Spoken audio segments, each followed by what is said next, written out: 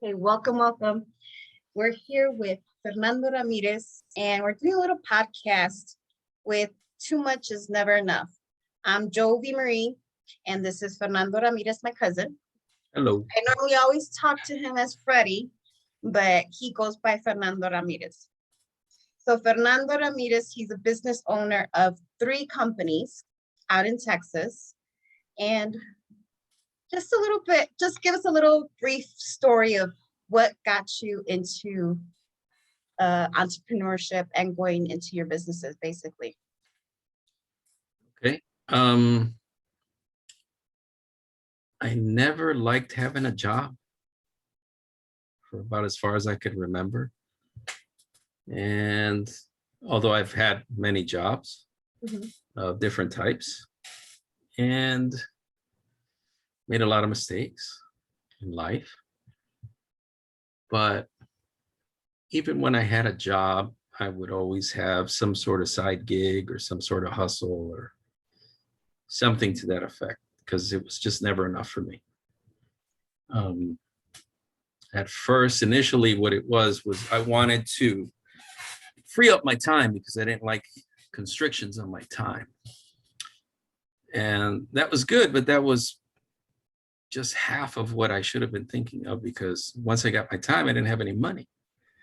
So you need to find the balance in doing both. But, I've had some failed businesses and stuff. Right now, I'm partners with my spouse. So I can't take credit for everything. However, this is kind of always where I figured I would be. It took a lot longer than I thought, but it's escalating in a good way. And I have a very positive outlook for what's to come, despite all the current economic conditions that we're seeing, which we can't we can't gauge what's going to happen, whether things are going to go up, down, or sideways. Exactly. But I think that regardless of what the economy does, you are your own economy. Exactly. And you have to figure out how to overcome those types of things when things shift on you, because things will shift on you. Because a lot of people know how to or plan to get into a business, but they don't ever have an exit strategy. So you have to have an exit strategy, not just in business, but maybe in life. To Absolutely. always think about what if this doesn't go right? What if this goes wrong? What if so-and-so quits on me? Things like that. It's like, I was talking to my friend earlier today. He's a psychologist. He has his own practice. And he was talking about when he first started out, he was making X amount of money. Then it became better. And now he's making probably 10 times that money. But it's not because he's a psychologist only. It's because he has his own practice and he has other psychologists working for him. So he multiplied himself. And he's doing a lot better than just one, if you were just an individual psychologist working on your own, where he's writing $20,000 checks to his on-staff psychologist, right, in a week. Wow. So that's very impressive, because I know his background, and it feels good when you can do that, because what he said was, I didn't see myself there, but he would talk to me and stuff, and I would always encourage him to seek to be a business owner and think like a business person, right? Yeah. And of course, I've done like everybody else. I've read dozens of books, maybe hundreds of books, and I talk to people that are smarter than me, and that gives me encouragement. Great, you have to. If you have them, it helps. And the other thing is to recover quickly when you make mistakes, because mistakes you will make, and you will do them often. And I read a lot of Robert Kiyosaki, not plugging him or anything like that, but I am a fan. But I do believe in what he preaches about mindset and stuff like that. That was actually what encouraged me to take more risk, was that first book of his, Rich Dad Poor Dad. I read that on the plane, and I finished the book by the time I got off the plane from Chicago to Houston. That's how entrenched I was in that book. And a lot of that philosophy, if you can call it that, I don't know if it is a philosophy, but a way of thinking and seeing is what I try to follow, or at least my interpretation of what emulating that thought process is. Now, I'm not on that scale. I do have the 3 businesses. I am a partner. Some do good, some, one small, it's up and coming. There was 4. We had to shut that one down because it just wasn't working. So give me your business names. StreamLine Management Group is one. What we do is, and I'm sorry, I got off track. What we do is property management. I also have a real estate license. I don't exercise that so much anymore. I don't really like it, but I keep it because it gives me access to things, and it gives me information to be knowledgeable about what the market is doing, what it isn't doing, where things are moving, stuff like that. The other one is INRY Management. That's how I hold my own personal real estate. I have a small holding, some apartments. And then there's INRY Maintenance and Services, which is an offshoot of both, actually, where we do maintenance for the properties that are in the portfolio. So right now we manage over 1,000 homes, some medical plazas, some apartments. I do apartments only for people that I know. I don't really like to manage them for other people because the mindset's different. You learn a lot by doing management and being hands-on. These days, I'm not so hands-on, but I still like to be out there and do things. Main bread and butter is going to be the HOA management. I cover one function. I'm the outside project manager, and then my wife is the inside project manager. She handles all of that. She has much better skills than I am administratively.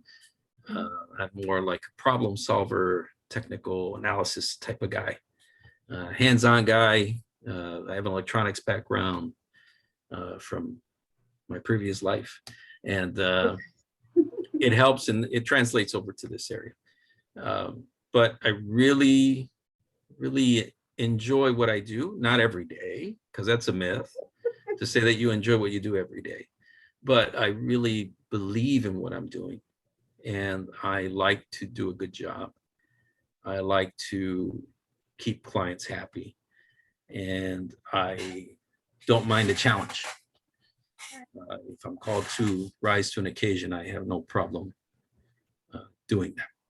Oh, that's awesome. As I'm knowledgeable in doing so. But anyway, that's a kind of a long answer. But I do have another question though. So what are some key components that you do for your clients, especially with the management part of your businesses, basically? And then again, I'll speak as a collective, not just as an individual, because it is a team involved, and I don't take credit for everything. That would be wrong. So as far as the company goes and how it looks at things, is to give, as opposed to other companies in the area, and in areas like this, I'm in South Texas. It's not a big community, but it's not a small community either. Right on the Mexican border, largest city being McAllen, Texas. I am from Chicago originally, but I moved down here, and my life is here. But anyway, the process is to, again, have that personal touch as much as you can do with over 1,000 homes. Yeah. It's a little difficult, but not impossible. To be big, but remain small, if that makes any sense. Exactly. And to be as knowledgeable as we can be in solving problems. And one of my personal things that I've applied in every business or everything that I do has always been preventative measures, to try to foresee problems that can come in the future and then prepare for them, even if it sometimes may cost you some money up front or be hard to implement initially. In the long term, it pays off, and then you see the benefit later, and you're not struggling so much. I learned that with owning apartments, that preventative maintenance was usually the better than to try to skimp and be cheap on everything. And we've applied that to the homeowner association management company. I think it's working. I think it works very well. I'm not going to say this to brag, but we're probably the best at what we do here. And every day I want to maintain that reputation. So you have to go a little bit above and beyond. You have to do some things that you don't want to do or that are not convenient, because everybody wants to be convenient and everybody wants to do things that are easy and quick.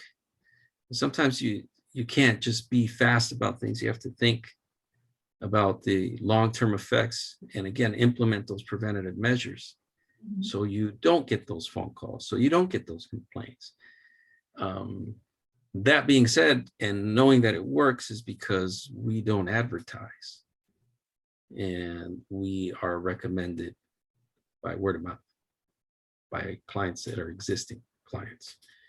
So that speaks volumes to me, at least, about us doing the right thing out there. Everybody in there is pretty passionate about what they do.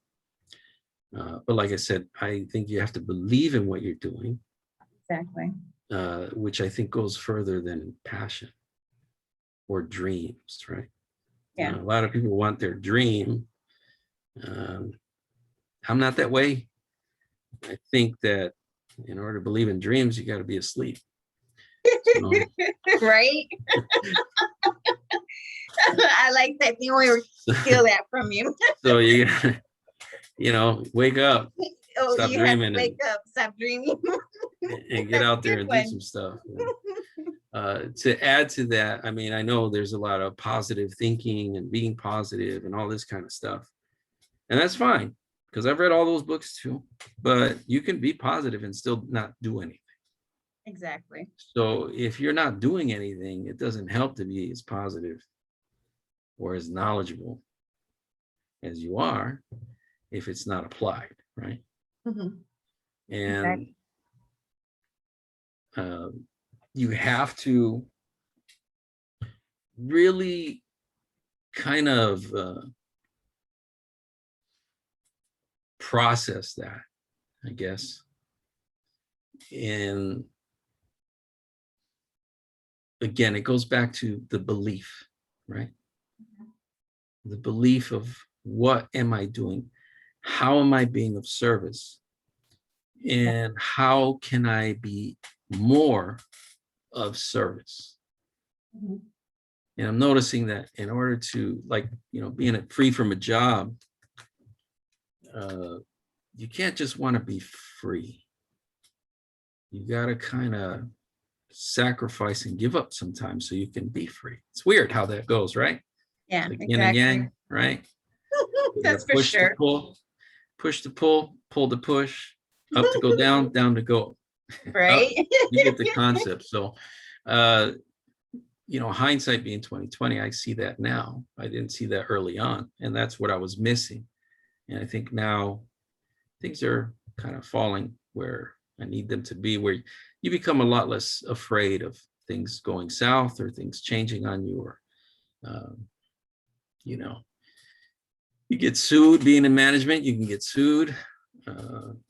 You have a lot of liability, you have a lot of responsibility, and you get a lot of people that are not going to like you no matter what you do. That's for sure. So You can't please I believe everyone. this, always do your part, Exactly. regardless. Mm-hmm. Regardless. Joey, I can't hear you. You can't hear me? Oh, there you are. There you are. Okay. Yeah, I was saying that you can't please everyone, you know, and even if you try to please them, there's always going to be a certain type of person or people that are never going to be pleased either way.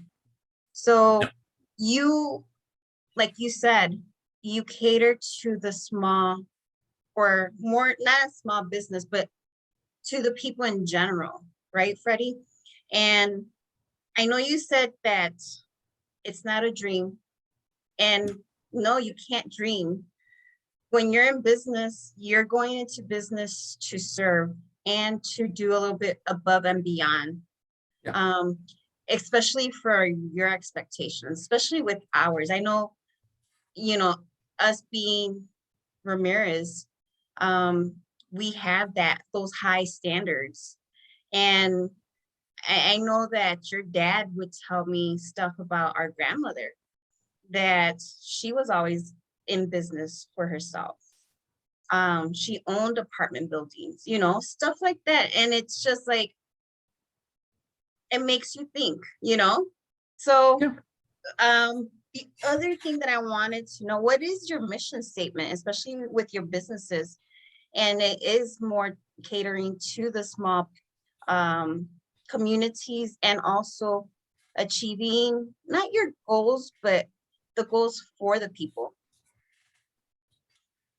I don't have a mission statement per se. Some people would probably scold me for that.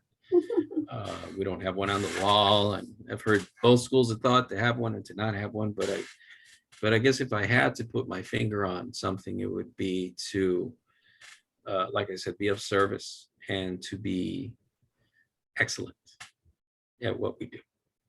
To strive to be excellent, which is always trying to improve, always trying to be more efficient, and to, again, do the prevention on situations, to look for the things that are not obvious, and to try to be ahead of the curve as much as possible. Being in property management and managing different types of property, you learn all kinds of stuff. You meet all kinds of people. You learn about problems that you didn't know before. And instead of getting scared, what I do is I look at that as a learning opportunity, and I try to get studied up on that so it doesn't happen again. To not make the same mistake twice, and to admit when you do make a mistake, or admit when you can't do something. Like my friend said, who was also a business owner, do what you say you're going to do, and admit when you can't. Exactly. And I think that's crucial. Sometimes it's a little tough, because then you get people that are confrontational, and those are the people that no matter what you do, they're going to be upset. You have to be a problem solver. You have to be a psychologist sometimes. You have to be a policeman. You have to do everything. And, you know, you get some hairy situations sometimes. I won't go too much into detail, but I got stories. I got a bunch of stories. They're all true. But you get better, right? You get better through deliberate practice, by putting yourself in situations that maybe you don't feel comfortable with, or engaging with people verbally, you know, not in an aggressive tone, but engaging in conversation and discussion over things, not shying away from stuff when you know that they're going to be troublesome, or that they're going to be quarrelsome or contentious about what they think should be done, right? Because a lot of times what they have in their head doesn't really fit into reality. Exactly. So you learn by putting yourself there and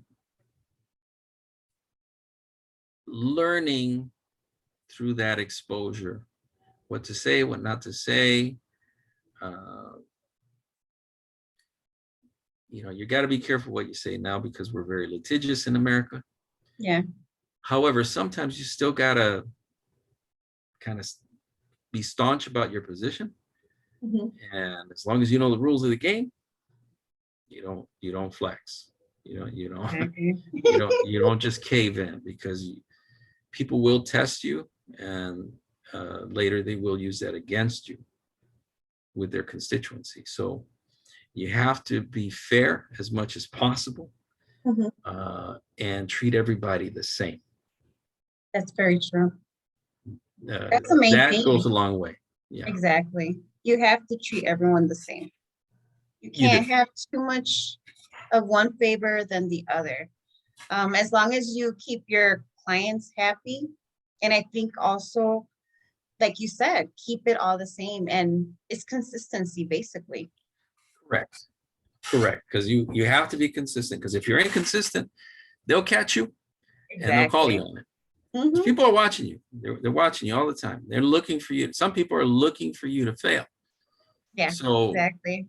As long as you understand that and you know that, you're not going to be nervous when they do come at you with a legal lawsuit, or with an aggressive tone, or a nasty phone call, or a nasty letter, or you get the, oh, I'm going to sue you, or for this and this and that, or whatever. Just cross your T's, dot your I's. You should be okay. Exactly. I remember going to a class for property management, and they said, how many here are owners of the management company? Raised my hand, and they said, how many of you have been sued yet? So everybody in the room raised their hand except me. And they said, well, it's not a matter of if, it's when.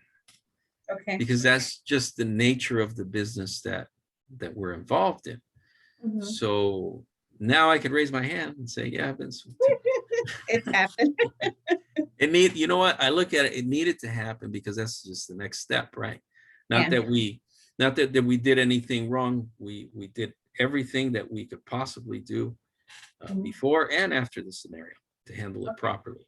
But people are still going to do what they're going to do. But it was a good experience, and it's a good teaching point, and a learning process for us. So if it happens again, which it probably will, right? Because then, like Robert Kiyosaki says, to quote him again, nobody sues you until you're rich. Yeah, exactly. That's what his main point is. They look at deep pockets, and they want to sue you, right? Yeah. So you're better versed if and when that happens again. We look to not have that kind of stuff happen, but you have to prepare as if, right? Exactly. And again, it's that preventative maintenance, which I can't stress. I know I've said it many times, but I can't stress it enough. Exactly. To be proactive, not reactive, right? Yeah, exactly. So Freddie, I do have one more question. You as a business owner of 3 companies, what are maybe 3 books that you would recommend? I know that you said Robert Kiyosaki, Rich Dad, Poor Dad. What are some other books that you would recommend for any small business owner, whoever wants to start as a business owner like yourself? For somebody entrepreneurial or Just entrepreneurial. A new entrepreneur, which is probably not sure of which direction they want to go in, because they have all these ideas, but they can't just get them together. They're not very organized. I say it's a mindset, and business people will agree with me. It is a mindset. It's not so much about the money, not really. I mean, the money's good, it's nice, but that shouldn't never be your goal. Again, what do you believe in, right? And I think the money comes from that. So one that first on the top of my list is Rich Dad Poor Dad, because it teaches you. It's an accounting book, actually. If you pay attention, it's an accounting book. Assets, liabilities. You know, some people probably already heard that, but to really grasp that, how taxes work, it's just a snapshot. There's other books that get more in detail, but that one is just to open your mind to the process. I love that book. It's a great book. Probably the best financial book I've ever read in my life. That one, Think and Grow Rich. A lot of people mention that one. Excellent book. Very applicable to any time. You know, it's I think it was written in, I don't know if it was the 30s or the 40s. 1939. Close. It's one of my favorite ones. But very applicable today, because again, it's teaching you a mindset, right? There's another one, if we stay strictly on mindset, that I like personally, is Psycho-Cybernetics by Maxwell Maltz. Oh, okay.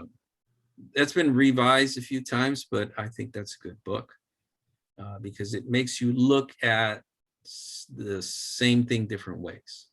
Okay. And Richest Man in Babylon, if I'll throw that one in there, that's a good book too, because again, it talks about what an opportunity is, what an opportunity isn't, what is luck, good luck and bad luck. Okay. But you know, it goes into that. And then anything after that is just stuff that you're going to specialize in, whatever your business is, to read pertinent material that applies to that. Definitely learn how to do some accounting, how to learn about taxes. Sure.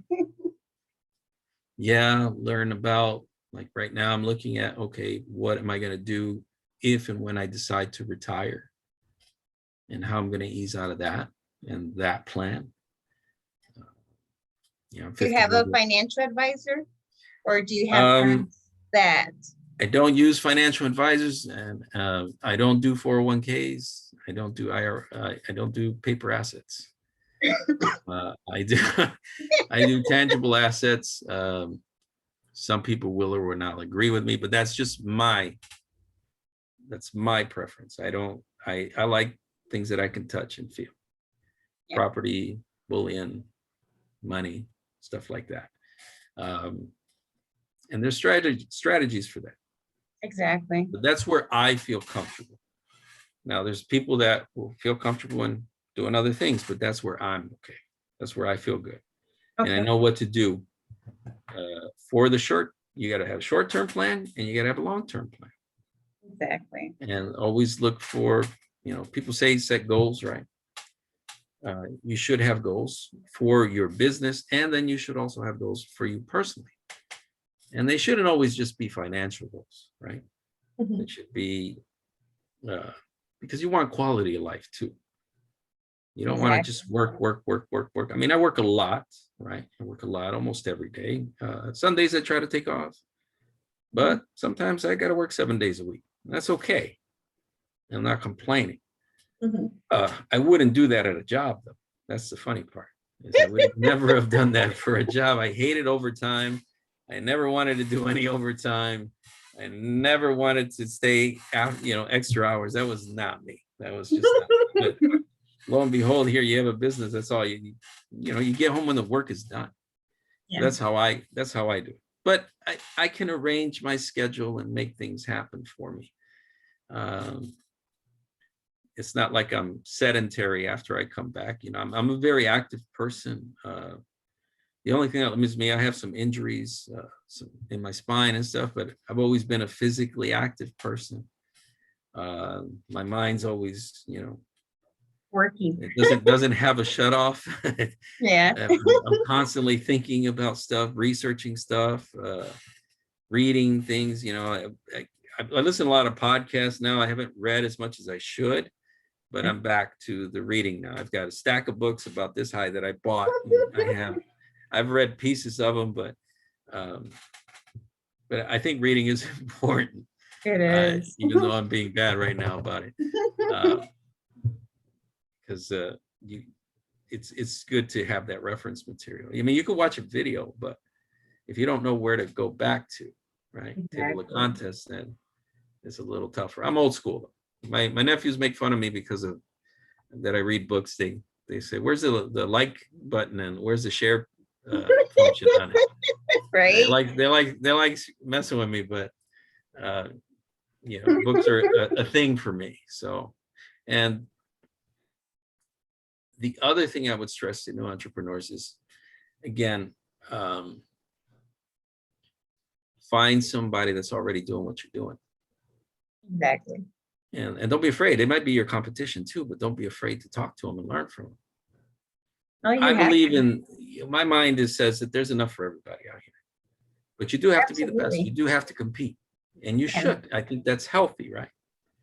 I think Oh that's yeah, healthy. it's healthy. It has to be. Yeah. There's always enough for everyone. Trust me. And I actually was talking to a client of mine yesterday, and we were talking about that. He's like, well, we're going to be in competition. I was like, oh, I like competition. Trust me. I go, you know, if I can do a little bit better than you, or you can do a little bit better than me, hey, let's get on competition. That's always a good, healthy way of thinking of stuff. Yeah. Personally. Tell them, you go ahead and show up and I'll beat you. Just Exactly. tell them. That's what I was thinking. I just didn't say it. But you're thinking it, right? Yep. Yeah, I mean, I think it's good. And then you learn. Sometimes you end up working together. You'd be surprised. It's true. Again, it's looking at the same thing a different way, Mhm. right? Changing how you see is possibly more important than changing what you see, For sure. if that makes any sense, right? It does. There's How always you enough for see, everyone. Yeah. yeah, how you see with your mind is essential, I think, because honestly, everything is conceived in the mind. That's where everything is planted and seeded and grows from there, right? Mhm. So, And I always say this. Sorry if I'm interrupting. no, that's okay. But like my grandma always had a saying. It said, every head is their own world. Mhm. And it's true. I can have one thing that I'm thinking of that I want, and you have something else. And it's the same word. Let's just say it's the same word. I'm thinking, I don't know, let's say maybe um, a vitamin and what a vitamin does for me. So I'll think of it a different way, and then you have another thought of it. So it's two different mindsets, like you said, like, but they're two different worlds. You can totally be way off from whatever you're thinking of. Yep. From each person, yeah, from each individual, in other words. I try to find I hate to say the word, but I guess for lack of a better word, the lesson in when bad things happen. Okay. You know, my motto is thank goodness and badness, because I think they're both necessary. I really do. What's the yin and the yang? Yeah. You know? I mean, I'm not a Taoist, right? But never read Tao Te Ching, but I'm not a practitioner. But you just know, you notice duality is in everything, right? Mhm. It's in everything. So you have to accept the good with the bad. Otherwise, you're living a very unrealistic life. And that's what I mean by being positive is just not enough, right? Because sometimes negative crap's going to happen to you. And it's hard to remain positive when bad stuff is happening to you. It's okay to get a little ticked off and maybe vent a different way, but you have to know that both are going to happen. Oh yeah. Yeah, And I think like the bad, me personally, I see it more as a lesson or something that you were supposed to be taught from. So that's the way I see it, no matter what. even if it was bad or if it was awful, something that went wrong in your life, you had to go through it. Because if you didn't go through that, you wouldn't be who you are right now, you know? And I truly believe that, honestly. If I wouldn't have gone through, I don't know, so many different scenarios in my life, I wouldn't be where I'm at right now, you know? And I think maybe you can also say that as well. Yeah, I'm kind of some I guess would say weird or different. I purposefully, and some things, I'm not saying everything, but sometimes I purposely put myself in a uncomfortable task or an uncomfortable position or situation just to learn how to deal with it, how to function. Or I purposefully limit my resources to try to solve a problem. Which is good, because that's where you start learning. And you come up with very creative solutions to that task. You know, and it could start with mundane things like, you know, I'm ambidextrous. I don't really know sometimes which hand I use for things. And I guess that's where I got that from, you know, because I'm old school, so they would make me eat with the other hand because I was left-handed, and they forced me this way. And a lot of left-handed people will probably agree with me on that they're forced one way. So, you know, I had to embrace that. So that mentality stays with me to say, okay, what can I do with this, with just this? Right? Can I do it just with that? Or how can I solve this problem or find this money that I need without using X, right? How can I have both? Because I don't believe in that saying that you can't have your cake and eat it too. I think that's bull crap. And I'm learning that from you, okay? and I'm not a this or that type of person. I'm a this and that type of person. Now again, you have to choose how you're going to do that. And sometimes you can't, right? But why not try? Why not try? Why not? And that's always my, like, people will ask me, why did you do that? Why did you do this? Why did you say this? Why did you say that? My answer is always, why not? Exactly. Why not? I mean, you know what the most expensive advice in the world is? What is it? Bad advice. Bad advice. Exactly. That's so true. So true. be careful who you listen to. And most of all, be careful how you speak to yourself. That's for sure. Ask yourself this question, and I don't mean you directly, but I say people should ask themselves this question. If someone spoke to me the way I speak to myself in my mind, would I like that person? Would they be my friend? Exactly. And if the answer is no, then something's wrong, right? I can't do this. I'll never get that. I'll never learn this. I'm dumb or whatever. Or I can't, won't, don't. All that stuff, throw that out the window. Speak to yourself correctly, because words are free. It doesn't cost you any money to do that. And I tell everybody that, oh, how do I do this? How do I do that? I said, start there. Start by speaking to yourself better than the way you do. Exactly. And then you'll start thinking better than the way you do.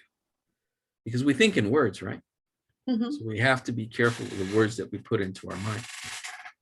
Because then those words become thought, and then those thoughts become belief. So, and actions too.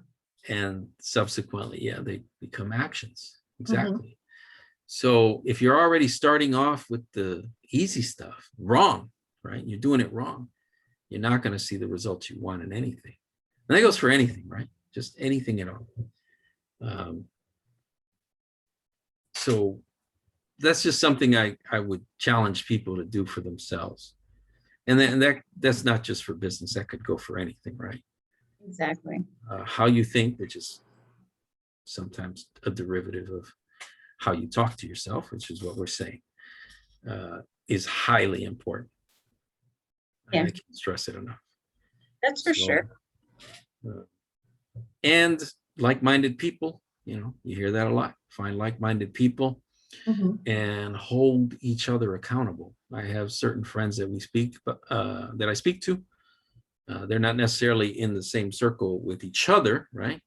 But they're in my circle, sphere of influence, and I learn from the stuff that we exchange information. We talk about money, we talk about goals, we talk about where we're going, and we're all kind of in the same position in life. And maybe they have challenges that I haven't encountered yet, and vice versa. So we're always talking about this stuff, and we hold each other accountable, and we have a healthy competition with each other, even though we're in different avenues of life and different businesses. But it's a healthy competitive thing to say, man, he had a $10,000 day, or he wrote a $20,000 check for a week. I want to do that too. So how can I do that, right? Stuff like that. So I think that's also healthy too. But again, you have to put yourself out there. You have to be embarrassed. You have to be a little scared. Yeah, exactly. A little crazy. A little crazy. To make that stuff happen, right? Yeah.